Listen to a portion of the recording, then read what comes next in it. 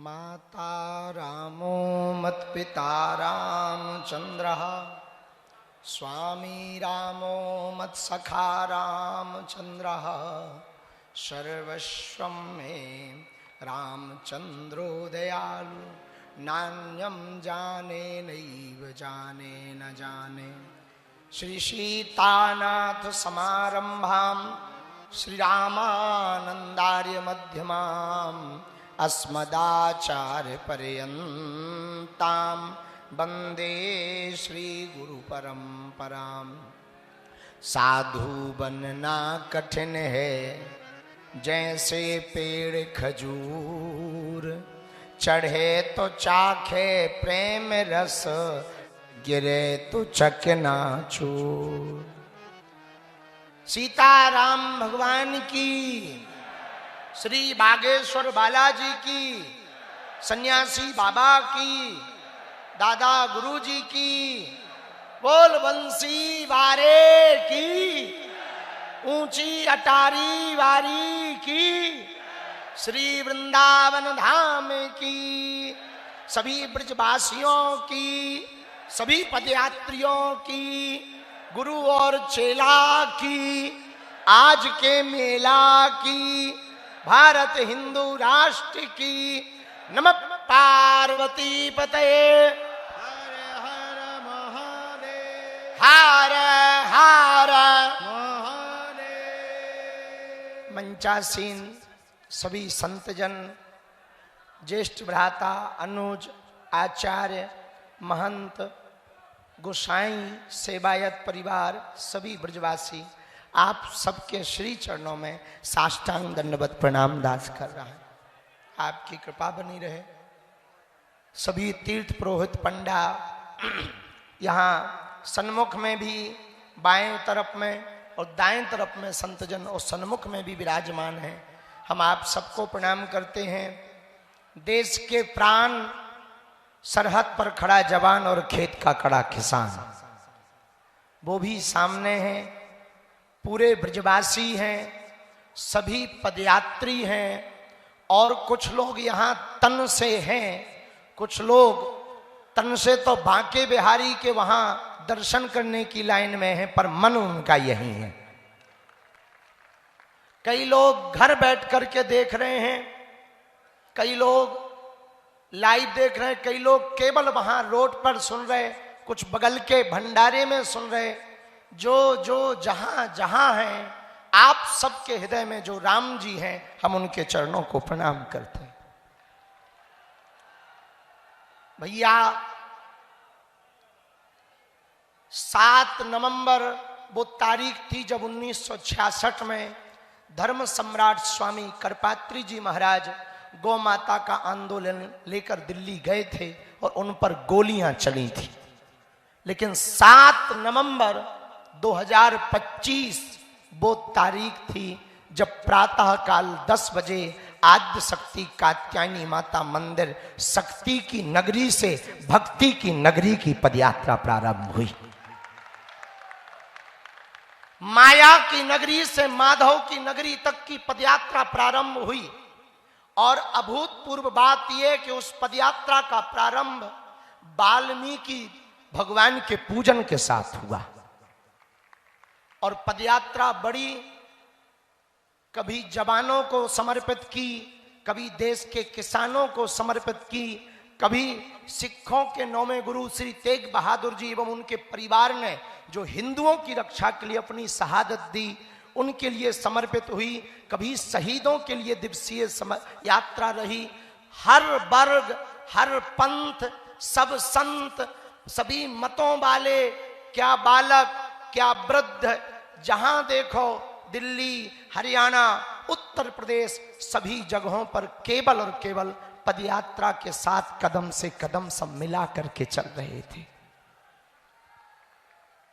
आज पदयात्रा का विराम दिन है। सबने कहा कि बोलो। बार बार मन, प्रातःकाल जैसे ही हम ब्रिज में प्रवेश भय और जैसे ही मोड़ पर आए, वृंदावन में जब प्रवेश भय और मोड़ पर आए गरुड़ गोविंद जी के आगे से, उसी वक्त भैया ने कहा कि यहाँ ब्रजरज है, अब यहाँ से वृंदावन की सीमा प्रारंभ हो गई। और जब ब्रजरज शरीर में लगाई, प्रणाम किया, तो हमारे मन में एक ही बात आई कि ठाकुर जी अब आपके श्री चरण शरण में हम आ गए हैं। हमारे बालाजी आए हैं और देश के कोने कोने से सभी सनातनी हिंदू आए हुए हैं जो सिर्फ सनातन के लिए, हिंदुत्व के लिए यहां पर एकजुट हुए हैं। ब्रजरज को माथे लगाया और धन्य है सभी पदयात्री। इतना अपार कष्ट आपको हुआ, इतनी पीड़ा आपको उठानी पड़ी। हम विशेषतया ब्रजवासी और पदयात्री जो तीनों प्रदेशों में मिले भी हैं, उन सबको हम हाथ जोड़कर क्षमा मांग रहे कि भैया आप बड़ी आशा अपेक्षा के साथ दिन दिन भर धूप में खड़े रह करके पदयात्रा का दर्शन करने आए थे। आपको बहुत धक्का लगे होंगे, बहुत चोट भी लगी हुई होगी, थोड़ी मोड़ी चोट लगी होगी, पर आपने अपनी श्रद्धा नहीं खोई, समर्पण नहीं खोया। धन्य है आपकी श्रद्धा, धन्य है आपकी आस्था। हम बार बार आपको दंडवत कर रहे हैं। आज कुछ भी बोलने का मन नहीं हो रहा। मन ये कह रहा पदयात्रा तो हो गई, पर जिसके लिए पदयात्रा की क्या वो हो गया? कहीं ये पदयात्रा शोभा यात्रा तो नहीं बन गई? कहीं ये पदयात्रा केवल कलश यात्रा जैसी तो नहीं रह गई? जो इन संतों ने त्याग किया, पूज्य बद्रीनाथ वाले महाराज जी और हनुमानगढ़ी बाबा को तो सब जानते हैं, लेकिन वर्तमान में जिनके कारण सबसे ज्यादा हनुमानगढ़ी की याद आ रही तो वो है महंत पूज्य श्री राजूदास जी महाराज जी। इन सब संतों ने बड़ा कष्ट सहा, छोटे छोटे बालकों ने कष्ट सहा, धक्के खा गए फिर भी उठे। वृद्ध माताएं व्हील चेयर पर पदयात्री चले, कलश लेकर पदयात्री चले, केवल इसलिए चले कि हम यदि हिंदू एक हो जाएंगे तो भारत में दंगा नहीं गंगा बहेगी। और एक बात कहें, हम थके नहीं हैं, बस थोड़ा सा सोच रहे हैं कि अब ये तो हो गया, अब आगे क्या करना है उसकी तैयारी कर रहे हैं। न हम थके हैं न थकेंगे, न हम रुके हैं न रुकेंगे। पदयात्रा हमारा विचार और केवल संकल्प इतना था कि पदयात्रा होगी तो हिंदुओं की आने वाली पीढ़ियां बचेंगी, तुम्हारी संतति बचेगी, तुम्हारी संपत्ति बचेगी, तुम्हारे मठ बचेंगे, तुम्हारे मंदिर बचेंगे, तुम्हारी बेटियां बचेंगी और तुम्हारी रोटियां बचेंगी। हिंदू बच जाए, हिंदू एक हो जाए और हिंदुओं के न अंदर जो एक छुआछूत भेदभाव का दाग लगा है वो दाग मिट जाए, हिंदू अपना डर छोड़कर घर से बाहर निकल आए। केवल इसी के लिए पदयात्रा की। पदयात्रा के प्रारंभ में ही लोगों ने धमकाने का काम किया, लोगों ने विरोध किया, यहां तक कि अद्भुत आस्था आप सबकी देखें भैया। धन्य है आप लोग, धन्य है आपकी आस्था। बम विस्फोट हो गया, पूरे देश में हड़कंप दिल्ली के बम ब्लास्ट की हुई, पर धन्य है सनातन हिंदुओं, तुम बम का विस्फोट होने के बावजूद भी डरे नहीं, आगे बढ़े और चलते रहे चलते रहे। और आज हम सब वृंदावन पहुंच ही गए, आज ठाकुर जी की नगरी पहुंच ही गए। आज हम सबकी ये यात्रा विराम हो रही है तन की, अब आगे पदयात्रा करेंगे मन की और विचारों की। जब घर जाएंगे तो केवल ताली बजाकर सेल्फी खींचकर नहीं जाएंगे, घर जाएंगे तो 5 प्रण लेकर जाएंगे। कितने प्रण? जरा जोर से बोलो, कितने प्रण लेकर जाओगे? कौन कौन लेकर जाएगा? हाथ उठाओ। पक्का 5 प्रण लेकर के जाना है। पहला प्रण है जुड़ो और जोड़ो, जुड़ो और जुड़ो और, जरा जोर से बोलो, जुड़ो और। पूछो कैसे? आप तो सनातनी हैं ही हैं, आप तो हिंदुत्ववादी हैं ही हैं, अपने 5 परिवारों को भी कट्टर हिंदू, कट्टर सनातनी बनाना है। मात्र 5 रिश्तेदार या 5 मित्रों को। दूसरा प्रण भगवान अभियान। क्या? भगवान अभियान। अपने हर घर के बाहर जो आप ये धर्म ध्वज लेकर आए हैं, जो लेकर आए वो लेकर जाना, अपने घर पर लगाना और सबको बताना ये वही धर्म ध्वज है। हिंदुओं की एकता की ताकत जब सड़कों पर लहलहा रही थी, ये धर्म भी तब लहरा रहा था। अथवा जिन पे नहीं है वो ले लेना। तीसरा प्रण, ये दूसरा मानोगे? अरे जरा जोर से तो बोलो। पक्का?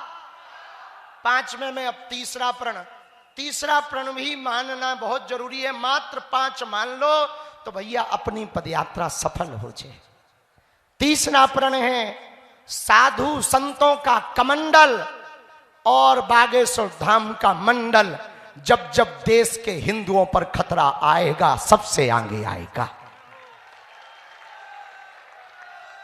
चाहे 1000 काम छोड़ने पड़े, 100 काम छोड़ने पड़े, इस पदयात्रा के मध्य में बहुत से आर्मी वाले जो आर्मी में हैं वो सैनिक वीर आए और हमने कहा कि आप सरहद जो सेवा क्यों छोड़ के आ गए, ड्यूटी क्यों छोड़ के आए? बोले गुरुजी हमने 15 दिन की छुट्टी ली है। देश की सेवा तो हम कर ही रहे हैं, पर देश के अंदर भी एक सेवा जरूरी है। सनातन बचेगा तो हमारी वहाँ की लड़ाई थोड़ा कम हो जाएगी, वहाँ हमें थोड़ा सुकून मिलने लगेगा, इसलिए हम आपके साथ आए हैं।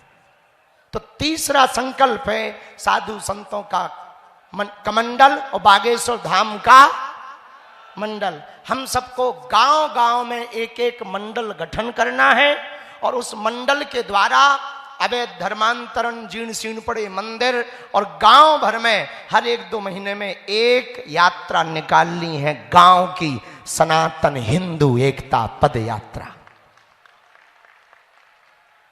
चौथा संकल्प और आवश्यक है, वो ब्रज में भी जरूरी, देश के कोने कोने में जरूरी, हर क्षेत्र में जरूरी है। चौथा संकल्प लेने के लिए कौन कौन तैयार है? चौथा संकल्प है घर वापसी अभियान। जो अपने वाले चले गए उन्हें बुलाओ कि बेटा यही समय है, सही समय है, वापस आओ। और उसके लिए जो मंडल गांव गांव में बने, उनकी प्राथमिक जिम्मेदारी यही होगी कि धर्मांतरण होने ना पावे और जो हो गए वो घर कैसे वापस आवे।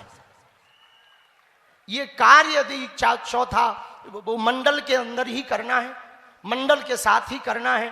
मंडल का मतलब बागेश्वर धाम नहीं, आप चाहे जिस मंडल से जुड़ जाना, अपना नया भी बना लेना, पर मंडल इसके लिए बनाना कि हमारे पहले गांव में एकता हो, गांव में एकता होगी तो शहरों में होगी, शहरों में होगी तो प्रदेश में होगी, और प्रदेश में होगी तो देश में एकता होगी। और 5वां और अंतिम संकल्प कौन कौन पदयात्री लेकर जाना चाहते? जय श्री राम जरा बोल के बताओ। जय श्री राम बोलो। भारत देश में जितने तीर्थ हैं, जिन पदयात्रियों के पास नजदीक में जो तीर्थ है, उस तीर्थ देवालय मंदिर के आसपास भारत में मांस मदिरा की दुकान नहीं होगी। जहां भगवान होगा वहां दुकान नहीं होगी। और ब्रज के लोग आए हैं, हम 150 किलोमीटर चल के आ गए, थके तो नहीं है। बुखार आया, अपने आप लौट के चला गया कि बाबा तगड़ा है। बीच में बम विस्फोट हुआ, आतंकवादियों का खतरा आया, अपन ने उसी समय फिर से उनको भड़काया। वो समझ गए कि चाहे जो कर लो, ये बाबा की फौज रुकने वाली नहीं। आगे बढ़े, कई विधर्मी आए, उन्होंने केवल बातों से धमकाया, फिर भी ना पदयात्री रुक पाए, क्योंकि ये सब सनातनी पक्के थे। और हमको लगता है भैया, ऐसा हमने तो अपने जीवन में पहली बार देखा, और उसमें बहुत कृपा की ब्रज ने, दिल्ली ने, हरियाणा ने, सभी जनों ने, पर विशेषतया जो ब्रज ने कृपा की वो किसी ने कृपा नहीं की। लेकिन यहाँ ब्रजवासी कितने बैठे हैं? अच्छा, तुम ही तुम हो, हैं?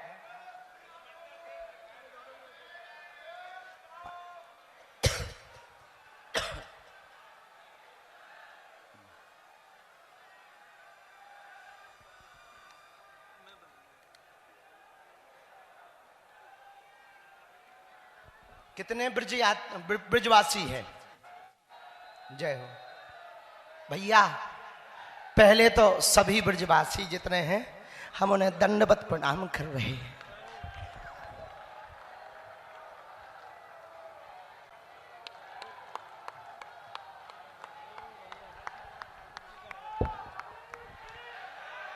आपने जो कृपा की, आपने जो आशीर्वाद दिया, गले लगो ब्रजवासी।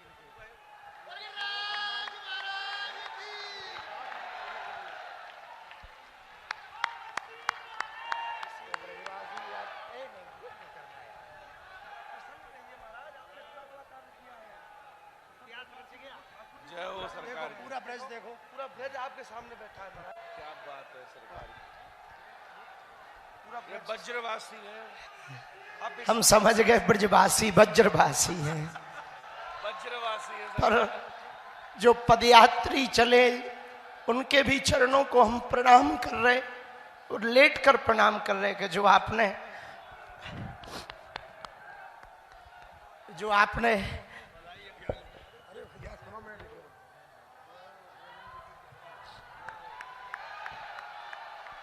जो आप सबने कृपा की वो हम चुका नहीं पाएंगे।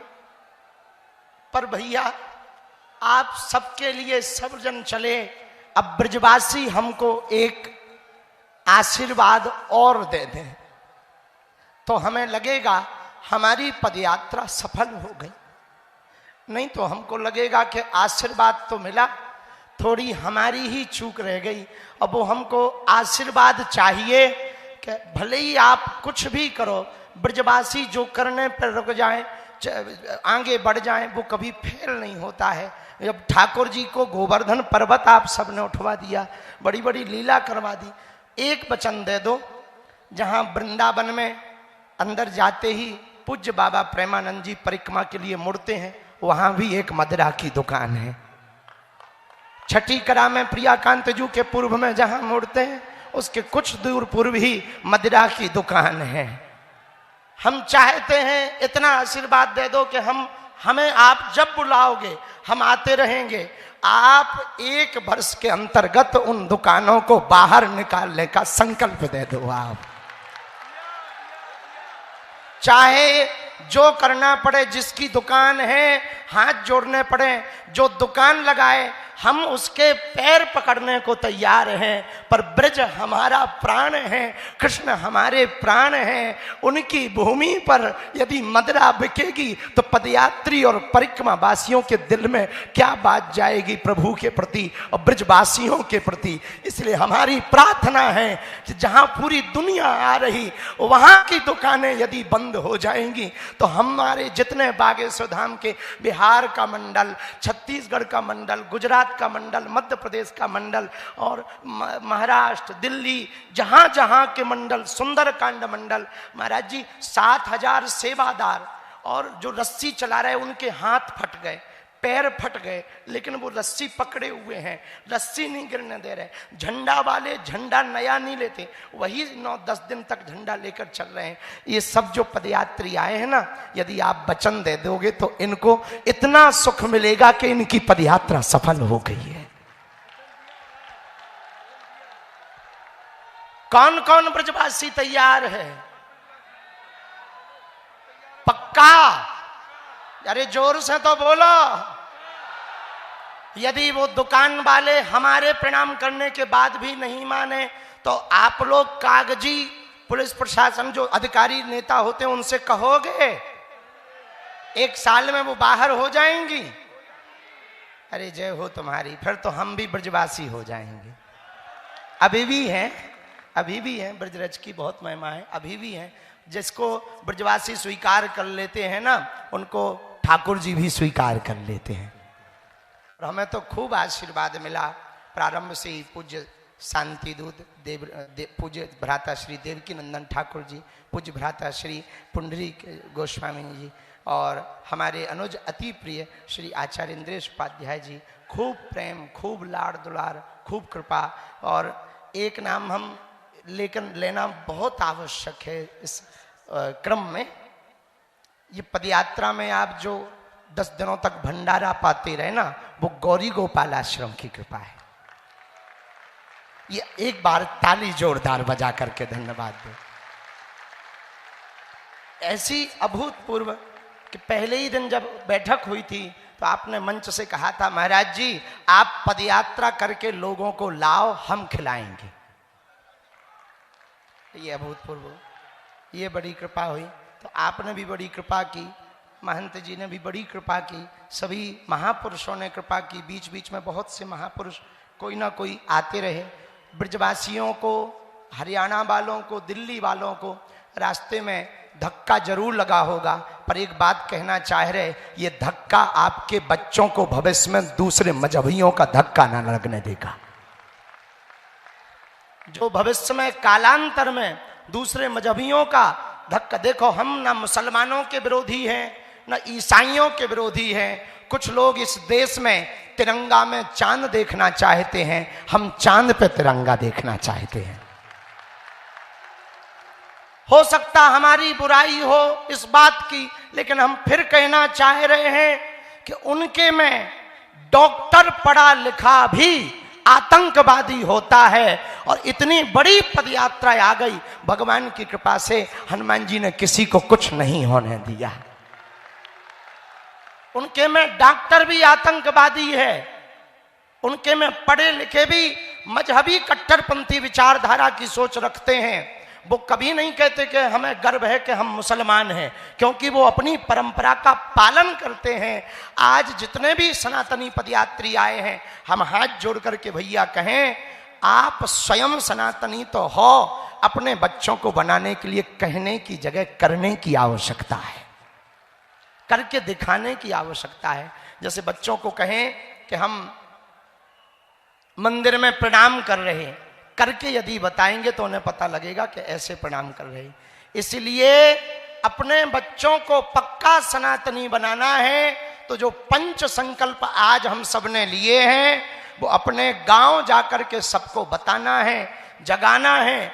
एक बात और हम सबसे प्रार्थना करें, ये पदयात्रा आज यहां विश्राम लेगी, 3.0 फिर चलेगी। लेकिन वो कब चलेगी ये बाद में बताएंगे, कहां होगी ये बाद में बताएंगे।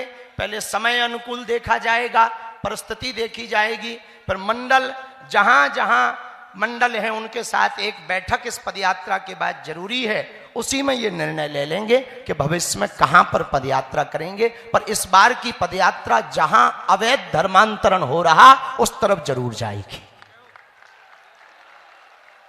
हर हर महा बागेश्वर धाम की, सन्यासी बाबा की, दादा गुरुजी महाराज की, हर हर हर हर।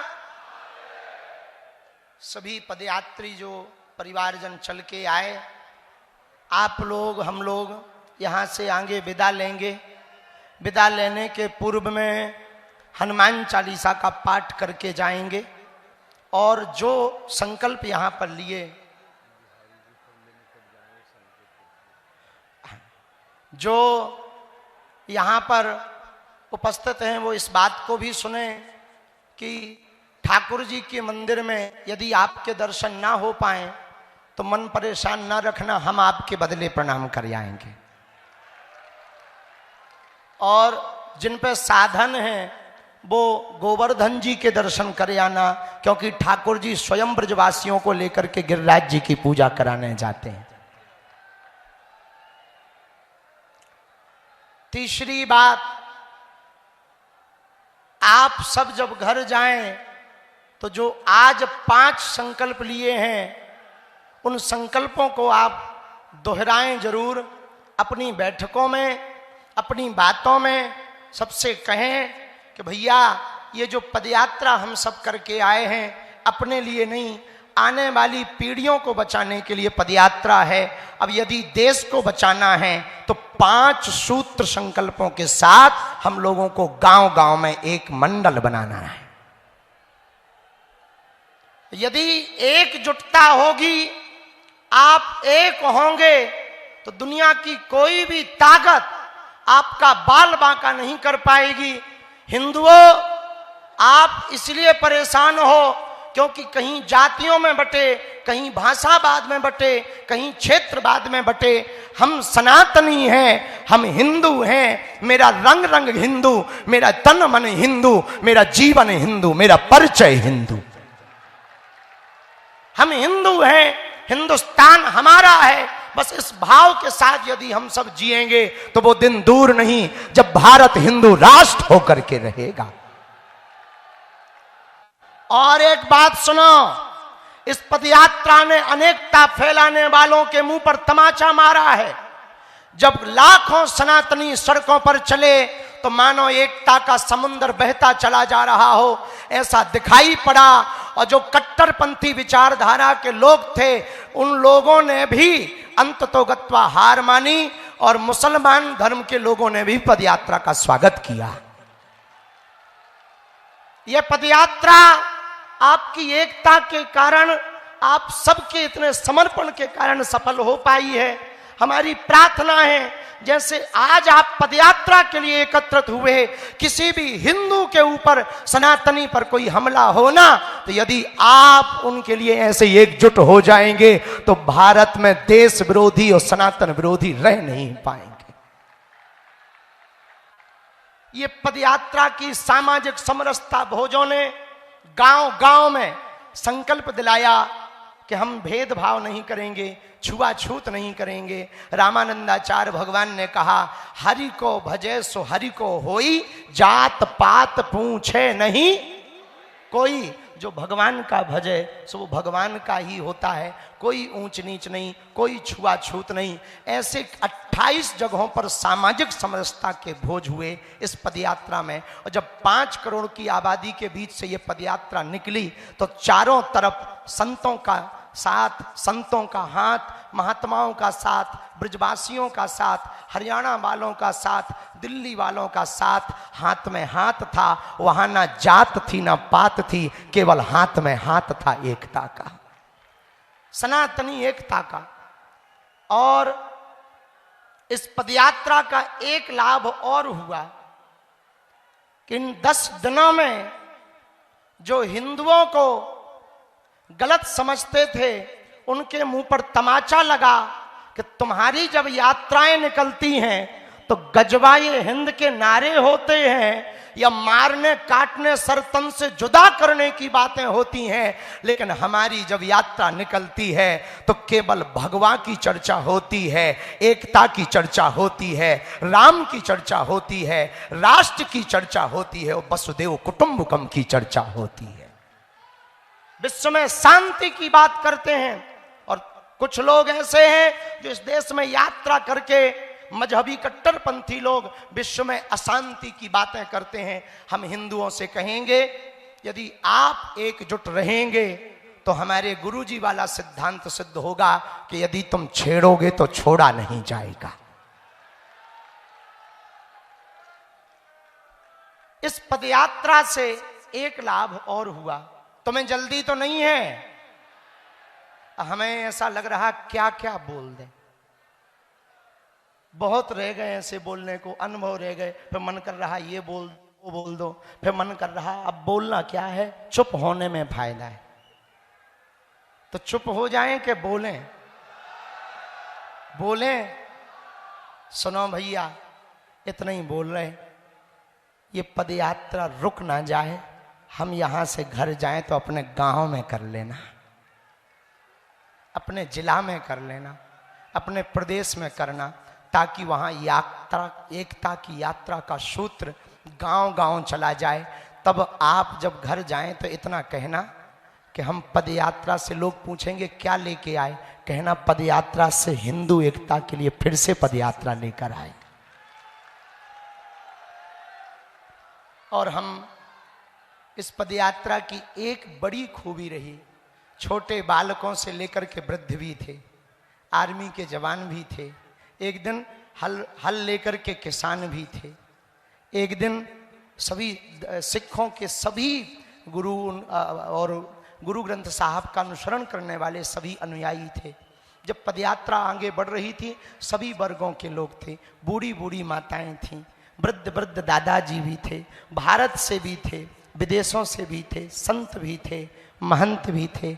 लेकिन एक बड़ी अद्भुत बात थी इस पदयात्रा में जो हमको देखने को मिली। अन्य मजहबों के लोग, बड़े बड़े ऊंचे पद पर बैठे लोग जब पदयात्रा में आए तो वो भी सड़क पर बैठे और गांव का सबसे गरीब आदमी भी उनके बगल में सड़क पर बैठा।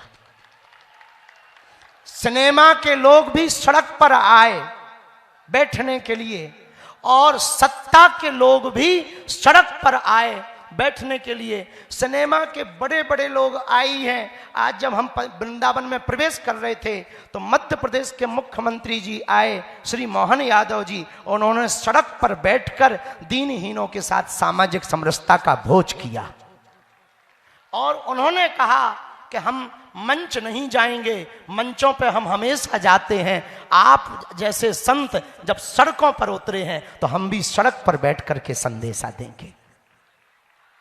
ऐसी अभूतपूर्व इसमें झांकी थी कि सब लोग सड़क पर थे। हम कहना ये चाह रहे हैं कि हम सब यदि एक जगह पर बैठेंगे, एक साथ चलेंगे, देखो न हमें हिंदू हृदय सम्राट बनना, न हमें हिंदुओं का पोस्टर बॉय बनना, न हमें नेता बनना, न हमें पार्टी खड़ी करनी, हमें तो केवल सनातन का सिपाही रहना है। पर एक बात ध्यान रखना, हिंदुओं की एकता ना होने का यदि कारण है तो सब लोगों का एक ईगो है कि सब हमारे छत के नीचे आ जाए, हमारे छत्ते के नीचे आ जाए। ये सबसे बड़ी दीवाल है। हम एक बात कहने को तैयार हैं कि हम सबके छत के नीचे बैठने को तैयार हैं, बस वो कट्टर सनातनी वाला होना चाहिए, राम वाला होना चाहिए, भगवान कृष्ण वाला होना चाहिए। हमें ना कोई अपना छत बनाना है, ना कोई छाता बनाना, ना संगठन। हम तो यही कहेंगे, हम सब जैसे आज बैठे हैं यही बैठे रहें, चलते रहें, बातों से कदम अपने शब्दों से शब्द मिलाते रहें, तो वो दिन दूर नहीं है जब भारत हिंदू राष्ट्र बन जाएगा। गजवाए हिंद चाहते हो या भगवाए हिंद? राम का अकबर का राष्ट्र चाहते हो या रघुबर का? अच्छा, हिंसा करने वालों का राष्ट्र चाहते हो या अहिंसा करने वालों का? बम फोड़ने वालों का राष्ट्र चाहते हो या नारियल फोड़ने वालों का? तनातनियों का राष्ट्र चाहते हो या सनातनियों का? अनेकता का राष्ट्र चाहते हो या एकता का? कौन सी एकता का? जोर से बोलो। क्यों? क्योंकि एक हम ही हैं जो तलवारों को गर्दन पर रखकर धर्म परिवर्तन नहीं कराते हैं। और इस देश की एकता की यात्रा है।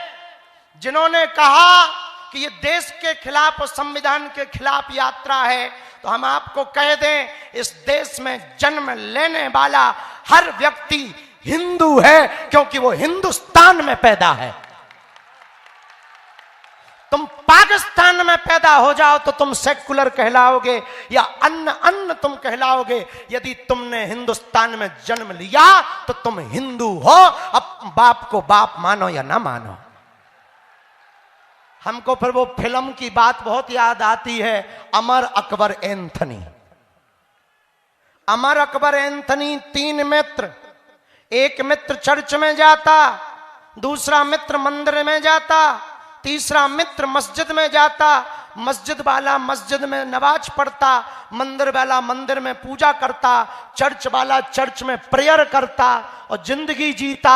लेकिन जब फिल्म का एंड आता, फिल्म अंत होती, तो तीनों का बाप कन्हैया लाल निकलता।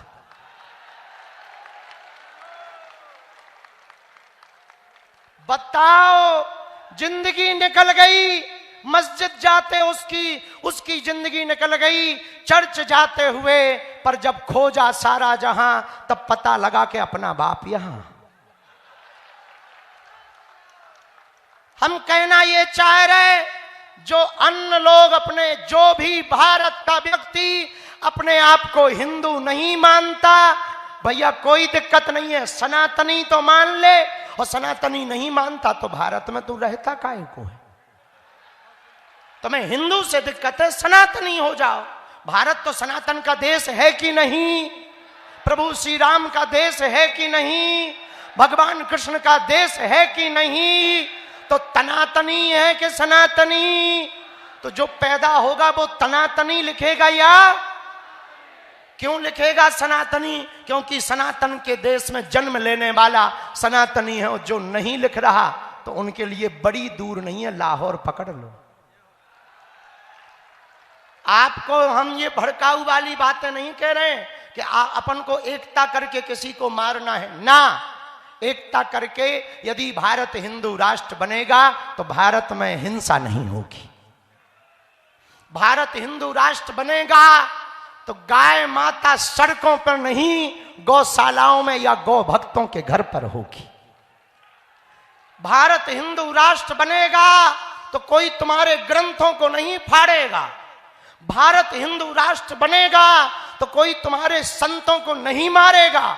भारत हिंदू राष्ट्र बनेगा तो कोई मजहबी कट्टरपंथी बम नहीं फोड़ेगा। यदि वो भारत में रहेगा तो वो भी नारियल ही फोड़ेगा।